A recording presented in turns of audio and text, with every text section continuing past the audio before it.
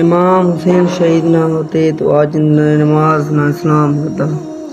السلام علیکم میرے پیارے ناظرین، امام حسین علیہ السلام اور کربلا کے بارے میں ایک واقعہ ہے۔ پیغمبر اکرم صلی اللہ علیہ وسلم کے نواسے امام حسین اپنے اہل و عیال اور اصحاب کے ایک چھوٹے سے گروہ کے ساتھ عراق کے شہر کوفہ کے سفر پر تھے۔ انہیں کوفہ کے لوگوں نے ظلم حکمران یزید ابن معاویہ کے خلاف بغاوت کی دعوت دی تھی۔ امام حسین نے یزید کی بیعت کرنے سے انکار کر دیا، یہ جانتے ہوئے کہ اس کا مطلب ظلم اور ناانصافی کے سامنے ہتھیار ڈالنا ہے۔ بہت زیادہ تعداد میں ہونے کے باوجود امام حسین اور ان کے ساتھیوں نے ہتھیار ڈالنے سے انکار کر دیا۔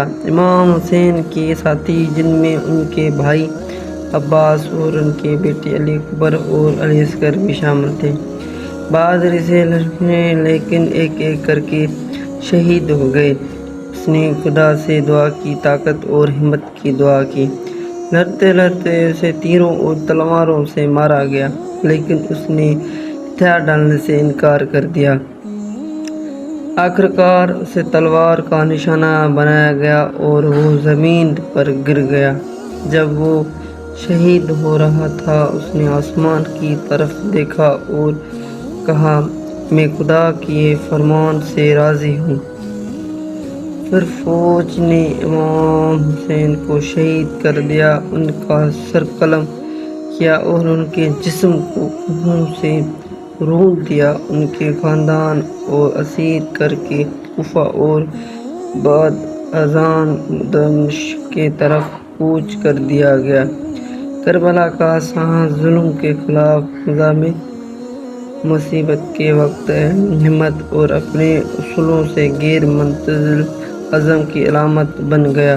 امام حسین کی قربانی دنیا بھر کے لوگوں کو عدل و انصاف کے لیے کھڑے ہونے کی ترغیب دیتی ہے۔ میرے پیارے بھائیو، کربلا عراق کا ایک شہر ہے جو اسلامی تاریخ اور شیعہ روایت میں بڑی اہمیت کا حامل ہے۔ واقعہ کربلا ایک المناک اور طاقتور واقعہ ہے جسے دنیا بھر کے لاکھوں مسلمان ہر سال عاشوراء کے موقع پر یاد کرتے ہیں۔ کربلا میں ظالم حکمران یزید بن معاویہ کی فوج کے ہاتھوں بے دردی سے شہید ہوئے ظلم کے خلاف امام حسین کے دل ایرانی موقف اور یزید کی بدعنوان حکومت سے بیعت کرنے سے انکار نے وفادار پیروکار کے ایک چھوٹے سے گروہ کو زبردست مشکلات کے خلاف ان کے ساتھ کھڑے ہونے کی ترغیب دی۔ عباس اور ان کے بیٹوں علی اکبر اور علی اصغر نے عدل و انصاف کے لیے اپنی جانیں قربان کر دیں۔ کربلا کا سانحہ ظلم کے خلاف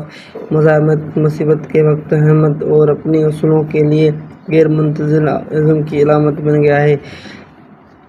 کربلا کی کہانی آج تک لوگوں کو تحریک دیتی ہے، جو ایک یاد دہانی کا کام کر رہی ہے۔ حق کے لیے لڑنے کی اہمیت، یہاں تک کہ زبردست مشکلات کے باوجود بھی۔